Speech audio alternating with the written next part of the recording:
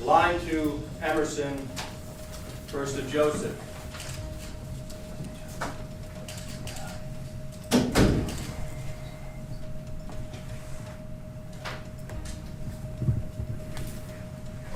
Received